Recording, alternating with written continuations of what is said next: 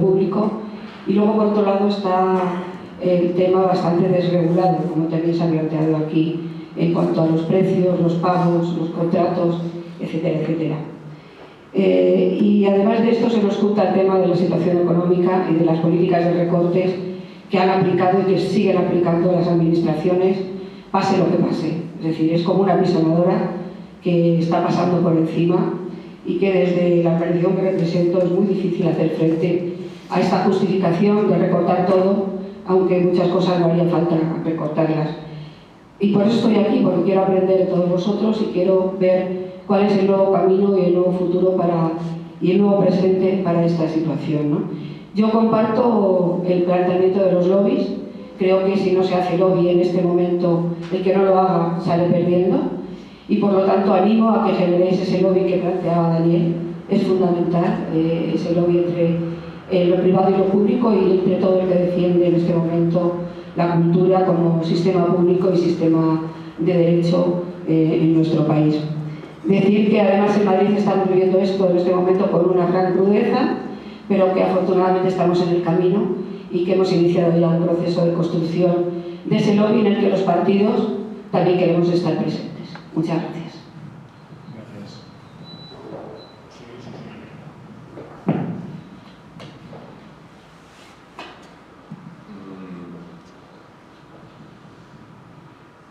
No es contestación a nada, es seguir con disquisiciones en un intento, primero, de llegar al enfrentamiento pacífico por la red, pero llegar, cuando hablas de los lobbies, solo hay uno posible. Hemos de solucionar el problema, y hay que solucionar el problema, por lo tanto voy a buscar las cosquillas. Y segundo, que tampoco hay que ser, o sea, no podemos orientar una catástrofe con actitud pesimista, porque ante una catástrofe con actitud pesimista, lo único que nos queda es ir a la hoguera y ya se lo quedaron. Necesariamente necesitamos una actitud optimista. Lo que hacemos es muy importante. Nosotros mismos hemos de considerarlo imprescindible y considerar que nuestro discurso debe convencer.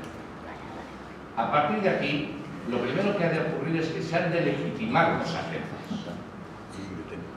Hace la experiencia se contaban, la compañía de Corral de Comedias, la que gestiona el Teatro de Almagro, no ha contado, y a lo mejor si estoy equivocado que me corrija, la falta, están haciendo una labor soberbia con un espacio que si no solo se abriría en el Festival de Almagro.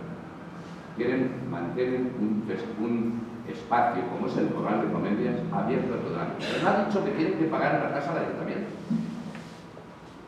cuando las gestiones de lo público no pasan por tasas, pero como es una empresa privada, a continuación se le coloca una tasa. Es necesario legitimar a los agentes, y es necesario que, igual que yo legitimo y en nombre de todos mis colegas a todos los agentes públicos, otra cosa es como los califique. Unos son buenos, otros son malos y otros son regulares. Unos han sido capaces de buscar todas las condiciones necesarias para actuar y otros se han conformado con las condiciones que les dan y dejan pasar. Eso también pasa en la empresa privada. Por el contrario, no se ha producido la justificación, la legitimación de que las empresas privadas también pueden hacer el servicio público. Hay ejemplos palpables. La empresa Vitó en Girona está en estos momentos al frente posiblemente el mayor festival y el más importante de España. Todo sale porque empieza a gestionar un teatro público y lo gestiona con concurso público y con recursos públicos. Pues encomiable, como otros agentes públicos que están haciendo grandes cosas. Hablaba de la agilidad y me vais a permitir que tarde 3 minutos más en explicaros el ejemplo catalán en estos momentos. Yo estoy muy frustrado, he tenido una asamblea la semana pasada de Faetera y he salido traumatizado como presidente y como un miembro más del colectivo ante el drama tremendo de las compañías medianas y pequeñas del resto del territorio español. Cataluña no estamos en esta situación. Estamos en una situación delicada, pero para nada dramática, ni siquiera las salas alternativas. ¿Y por qué? Porque allí sí se ha producido esa legitimidad, porque allí todo se hace conjuntamente agentes públicos y privados, porque para estudiar los modos de qué tenemos que hacer con el circuito nos reunimos los agentes públicos y privados, porque hay una coordinación permanente que se reúne bimensualmente entre los teatros públicos de Barcelona y los teatros privados, porque nos reunimos con el gobierno a explicarle que no podemos dejar el circuito y el gobierno crea líneas, inclusive en la penuria actual. Se acaban de crear 2 líneas de ayuda a la exhibición. Una, por ejemplo, para ayudar a las empresas en su riesgo, se llaman reintegrables de la exhibición, en la que el gobierno ayuda a correr el riesgo. Se está en estos momentos estudiando, junto con los ayuntamientos importantes de Cataluña, toda una línea de reintegrables para los ayuntamientos apoyadas por la empresa privada. Han salido unos recursos, 500.000 euros, y la empresa privada decide esa línea privada que vayan directamente a los ayuntamientos. Esa coordinación, esa legitimidad de los 2 grandes agentes en Cataluña se da. Y he de deciros que en estos momentos el descenso de la distribución de la exhibición en Cataluña está oscilando entre el 9 y el 15%. Es delicado, pero no es grave, y pensamos remediarlo. Valentí es testigo de cuántas veces nos reunimos los públicos y los privados a instancias de unos o de otros o del gobierno para evaluar la situación y poner medidas conjuntas. Allí a nadie le extraña que una empresa privada opte por un concurso público a la gestión de un teatro público y viceversa, que teatros públicos y festivales privados dejen de serlo y que sea un agente. Lo que sí nos molesta es que en estos momentos algunos teatros públicos estén gestionados por concejales que acaban de aparecer o por gestores que no saben en su vida, venían de, bueno, el último era de Parques y Jardines, me imagino que nos adornará el teatro. Eso es lo que no puede ser.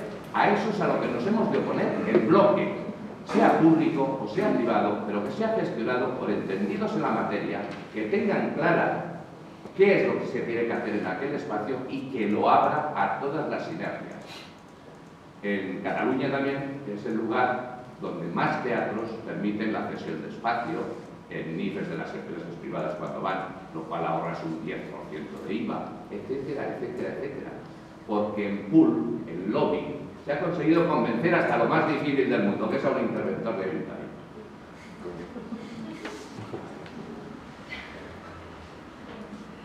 Para contestar en este caso a Daniel, en primer lugar, te va a ser difícil discutir, porque yo creo que aquí no estamos hablando de trabajo ajenos uno al otro, sino de que considero que desde la red española lo que se debe trabajar es en todo el mundo.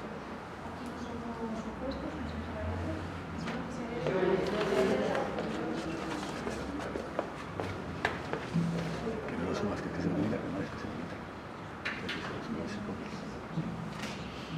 creo que debemos trabajar conjuntamente.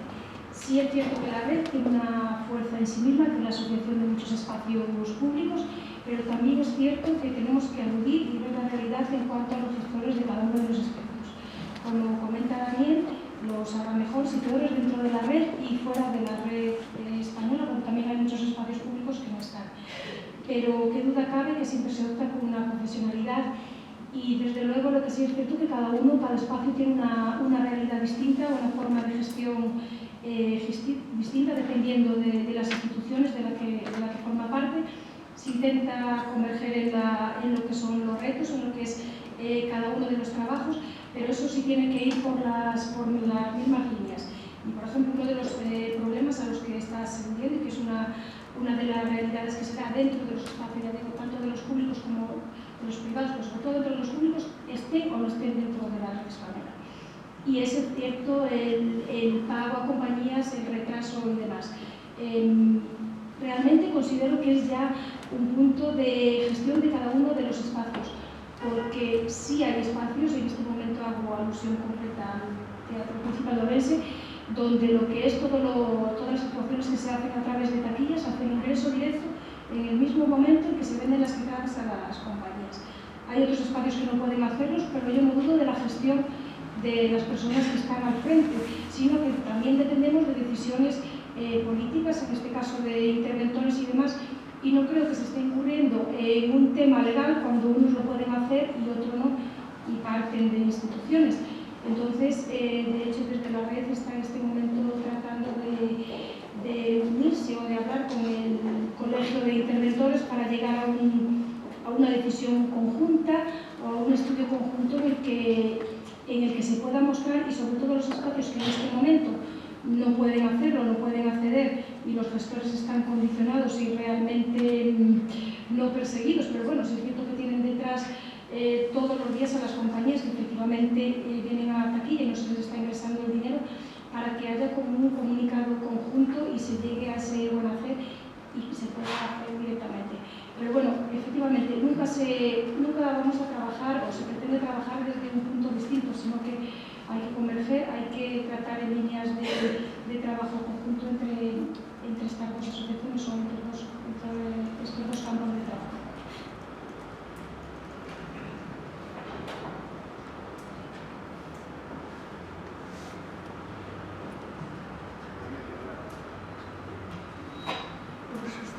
A mí me queda carga.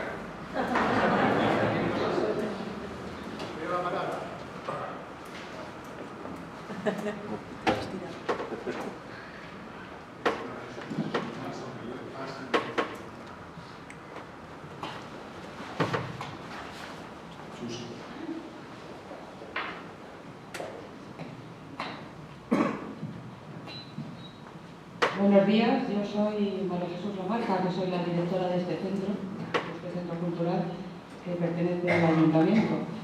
Y a mí me ha encantado que trajerais aquí esta discusión, porque yo soy defensora a ultranza de lo público, no solo por el puesto que tengo, sino porque lo he querido desde siempre.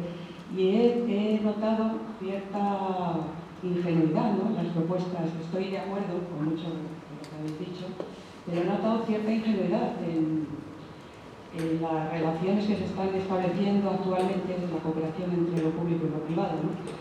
Yo llevo aquí 7 años como directora y llevo 4 sufriendo la privatización.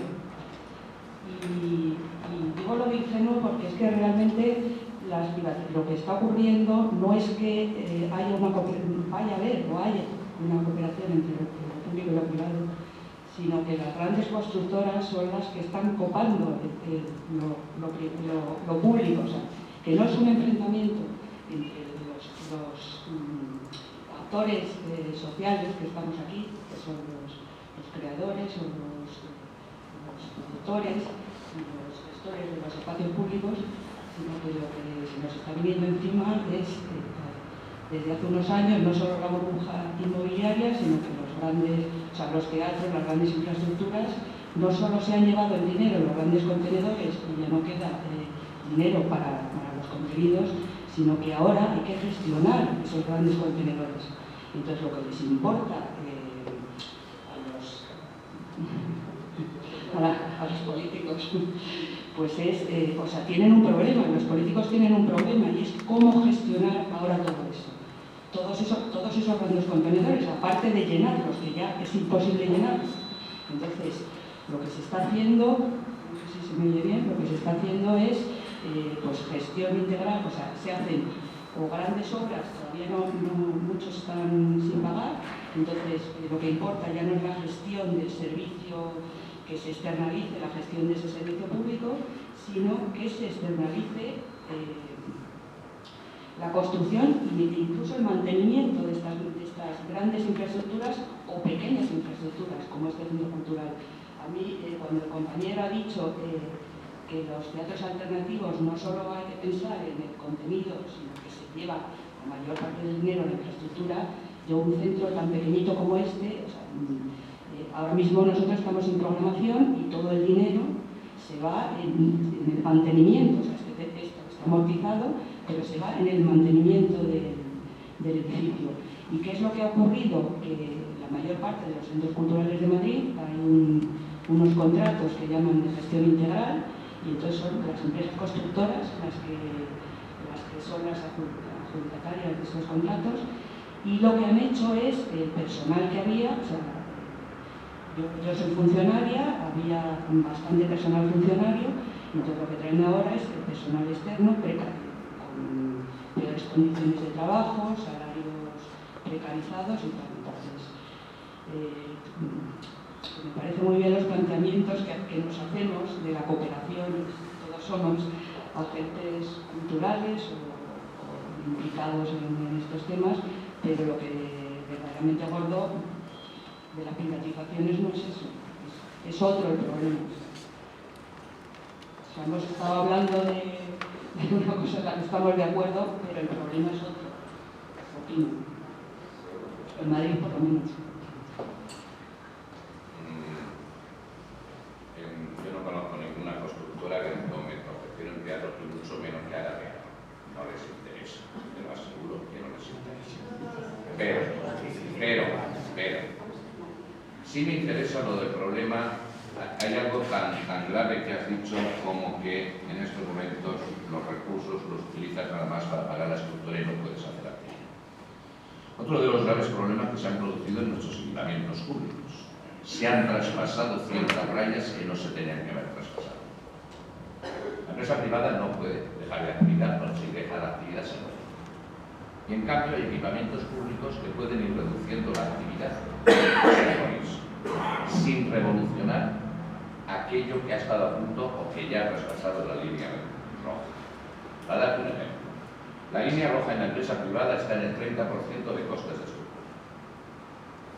En estos momentos tenemos los grandes equipamientos públicos, por lo menos en Cataluña, posiblemente en otros lugares sea mayor y todo, cuyos costes de estructura se están acercando al 80%. Al 80%. Hombre, seguro que la reducción de recursos lo que ha hecho es aumentar del 70 o del 65 al 80, pero es que ya estaban en el 65. En estos momentos, cualquier reducción que se produce de recursos públicos en los equipamientos públicos solo se puede destinar a actividad, porque como la estructura es inflexible, si les han reducido un 12%, como es el caso del Liceo en Barcelona, resulta que en la actividad representa un 38%, porque como la estructura es inamovible, lo cual no ocurre en cualquier otra empresa que no sea pública, todo repercute en la actividad. Y eso nadie lo soluciona. No podemos tener estructuras tan rígidas que no permitan mantenimiento de la actividad. Que tú puedas decir que este espacio tiene suficiente, en estos momentos, que tienes que restringir a pagar la estructura. Pues si es así, es un problema. Habría que plantearse si hay que cerrarlo. O alguien tiene que solucionar el problema de la estructura. Necesariamente no se pueden traspasar ciertos límites porque los espacios se hacen absolutamente inviables. Pero a nivel social, no hablo de económico. Un centro público fundamentalmente tiene que dar la actividad. Ya no entraré si tiene que ser de pago, gratuita, es igual, pero tiene que estar en actividad permanente. Los recursos no pueden reducirse y que esa reducción pague exclusivamente la actividad. Debiera pagar la estructura, como en cualquier empresa del mundo. Necesariamente debiera pagar la estructura. ¿Qué pasa? ¿Por qué no paga? Este teatro porque nunca se ha sido que gratuito, perdona, o sea que no se ha cobrado nunca taquilla, ha sido gratuito para los vecinos, porque es un equipamiento de proximidad. Entonces se ha dado, aquí vienen los grupos de teatro a ensayar de forma gratuita, se celebran actos como este de forma gratuita, o sea, es un servicio público, no es... Perfecto. Quiero decir, sí, el momento en que tú no puedas hacer este servicio, entra en crisis, ¿no? O sea, es que yo te he oído decir que como consecuencia de los recortes ya no puedes hacer actividad. Ese es el problema, a eso me estaba refiriendo. Yo no cuestiono el dinero aquí, o sea, esto es cuestión de los políticos. Yo soy una funcionaria, directora de este centro, pero esto no se ha cobrado nunca. O sea, este equipamiento es un equipamiento de proximidad. Hay 90 centros culturales del Ayuntamiento de Madrid y es todo, o sea, menos los cursos y talleres que se pagan trimestralmente con un precio público barato. El resto es gratuito porque los vecinos pagan con sus impuestos. Claro, pagan con sus impuestos. Si no estoy descubriendo, es que quizá no me estoy explicando. En el momento, tú tienes una actividad a realizar aquí, sea esta conferencia, o sea, esta conferencia cuesta un dinero, en gastos, en lo que sea. Claro, pero lógicamente. me refiero a que Digo que si los recursos públicos te los recortan hasta el punto de que no puedas hacer esa actividad, o hay que revisar la estructura o hay que cerrar el espacio. Nada más. ¿Qué pasa? Que las estructuras no se han revisado porque la evaluación de la gestión pública, bajo mi punto de vista, ha sido deficiente y ha evitado la optimización que necesariamente las empresas tienen que realizar. Esa optimización debiera permitir que los costes estructurales, que den en cuenta que los costes de estructura, los espacios públicos no tienen el gran apartado de la amortización que tienen las empresas. Pero esas líneas tendrían que haberse marcado en los contratos de programas, en los planes de evaluación. La estructura no puede pasar de ciertas formas, porque si no, estamos en la situación actual, que cualquier recorte hace que el liceo tenga que cerrar un mes. No puede reducir estructura, no puede optimizar más recursos. Pero si te han recortado un 12% no es posible, porque en actividad repercute el 38% en actividad. ¿Por qué no se puede tocar eso? Esta compañera ¿Podemos dos segundos? Sí, creo que se refería a otra situación. Creo que hubo un malentendido. Me parece que, o sea, tú estás hablando de en determinado momento cuando normalmente en concurso, aunque no haya un proceso muy concursal, se cede la gestión integral de los centros. Es eso a lo que te referías, ¿no? Están cedidas. De los 90, por ejemplo, en Madrid hay 90 y tú estabas hablando de determinadas empresas que no son empresas de gestión cultural, además. Que directamente sí es la misma. Sí, el problema es otro. Es que Madrid se ha concedido de otra manera. En Cataluña se han cedido, pero a empresas de gestión cultural. Estaba hace poco la compañera de Transit. La compañera de Transit gestiona. Vamos a ponerle nombres a las cosas, que nos vamos a entender mucho más fácil. Yo pensé que el señor Daniel Martínez sabría que en Madrid grandes infraestructuras teatrales, por ejemplo el Teatro del Canal, está cedido para su gestión integral a la empresa Clece, que está participada en un 100% por ACS, propiedad de Florentino Pérez. Entonces, el empresario teatral, en competencia con otros grandes empresarios teatrales madrileños que he visto por aquí, que tenemos ahora mismo, que se lleva, vamos a recordar la cifra, en millones de euros, 11 millones de euros, en el presupuesto 11.700.000 euros por la gestión integral de los teatros del Canal, del presupuesto del año 2012, que ha sufrido un recorte muy importante, superior al 33%, que en el caso de las empresas privadas que hacemos producción de espectáculos, el recorte es del 43%, y en el caso de las asociaciones que también generan contenidos, es del 53%. Mientras que el presupuesto de Clece para la gestión integral del Teatro del Canal no solo no ha sido recortado, sino que se ha visto aumentado en 700.000 euros. O sea, se mantiene permanente, constante, independientemente de lo que baje el presupuesto de cultura de la Consejería de Cultura de la Comunidad de Madrid, y es un centro de gestión integral. Y entonces estamos todos, es verdad, un poco paranoicos porque vemos venir que eso es lo que va a ocurrir con la gestión de los demás espacios para los que se ha gastado mucho dinero en ACS directamente para que los construyan, y ahora tenemos que se le vaya a pasar a Clece, que no deja de ser una ramificación de ACS, su gestión. Con el agravante de que además Clece no destina ninguna parte de ese dinero a contenidos culturales. Es decir, si yo exhibo en el Teatro del Canal, voy a taquilla.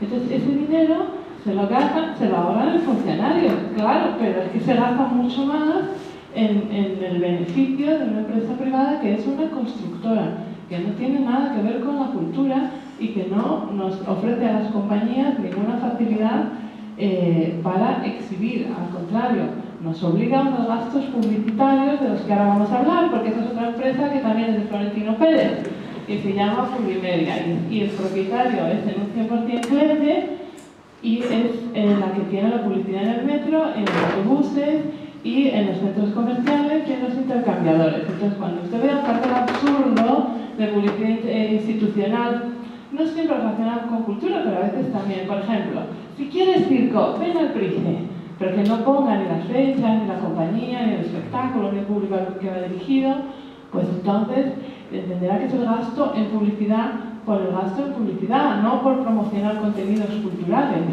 Lo mismo ocurre con las líneas del Distrito Arte, del Distrito Danza y muchas otras publicidades institucionales que cuestan un dineral, que las compañías no nos podemos permitir y que sería mejor que estuvieran destinados a contenidos de esos centros, no a publicitar, a gastárselo, lo que no se gasta en contenidos, a gastárselo en publicidad y a gastárselo en el edificio. Entonces hay un problema de prioridades y de cómo optimizar los recursos. Sin duda, con mucho menos inversión en que el edificio fuera lo más parecido a la central de un banco y que la publicidad invasiva dijera estupideces, si ese dinero se invirtiera en creación y en ayudas a la exhibición y de alguna manera que revirtiera en las compañías y en la generación de un sustrato cultural que los nuevos creadores pudieran emerger, porque nos estamos quedando sin relevo generacional también con los creadores, porque ya no es que tengan que emigrar, es que están desapareciendo lo que sería el relevo generacional de los creadores que ahora tenemos, que son muy buenos y deberían ser sustituidos por otros aún mejores, que ahora mismo tienen que ir a hablar con Clece a ver cuánto hay que pagarle a Publimedia para poder actuar en el Teatro del Canal, que se ha construido con sus impuestos y por lo que Clece cobra 11.700.000 euros. Y ya no voy a decir más.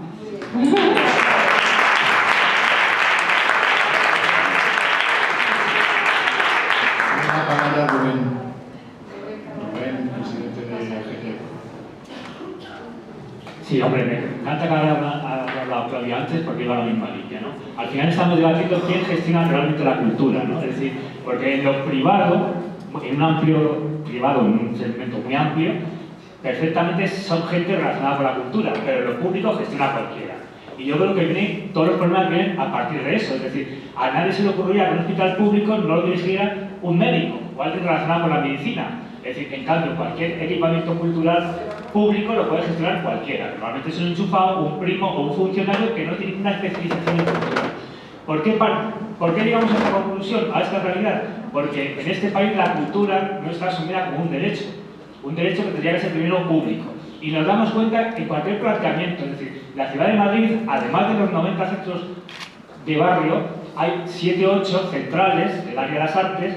Están otras fundaciones, la Caixa, la Casa Encendida, está la Casa de América, la Casa Árabe, pero además de todo eso, que se puede decir que es lo más institucional y conocido, hay muchísimos equipamientos independientes que nunca se muestran y que están ahí, muchos autogestionados. Y mientras no tengamos una visión completa de la cultura en cualquier sitio, no podemos hacer. Lo que pasa es que, como bien decir, nunca hemos sido lobby, cada uno va a su guerra. Y a su guerra es donde sacan provecho todos los demás. Si todos hiciéramos un diseño de que la cultura es un derecho de todos y cada uno supiera el papel que tiene, sería mucho más fácil. Y estoy totalmente en desacuerdo que no hay una cultura, hay muchísimas culturas y evidentemente cualquiera que trabaja la cultura tiene que cobrar por ello.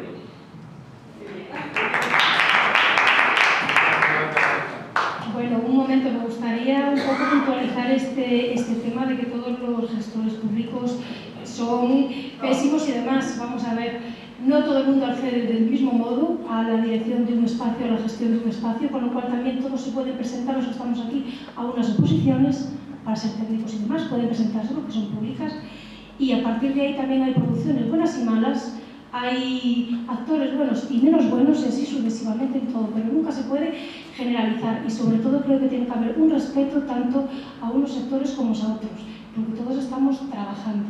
Entonces, no digo que haya cosas que haya que rehacer, que haya que volver a formarse, que la formación tiene que ser continua y demás, pero ojo, no todos estamos con el mismo baremo y todo el mundo es igual, en cualquiera de los campos de trabajo y sobre todo todos merecemos un respeto, desde el gestor hasta la persona que está en limpieza y demás.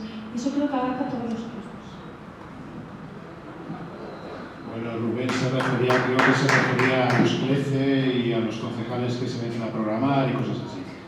Bueno, también ocurre. no todos los espacios tienen un político al frente. Verdad, es verdad. Oye, no todos, Hay gestores buenísimos en España. Yo también soy gestor público.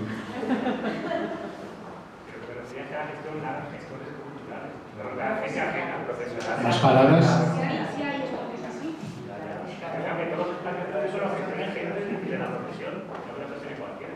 Bueno, pero fue muy generalizado que todos los gestores públicos con una visión negativa. ¿Más palabras? Pero brevedad, por favor.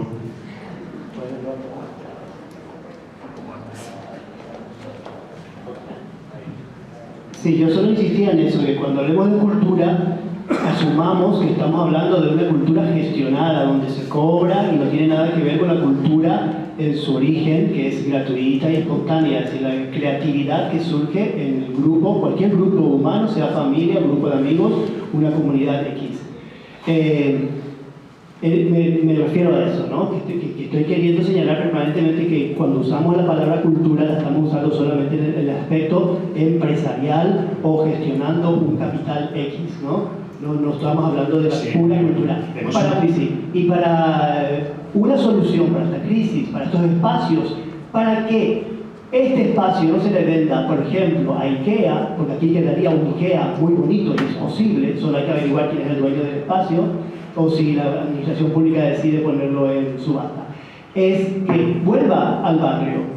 La autogestión del barrio es posible. Yo conozco muchísimos barrios que no tienen centros culturales, muchísima gente creativa que está trabajando en la calle. Entonces, ¿por qué no acceden ellos?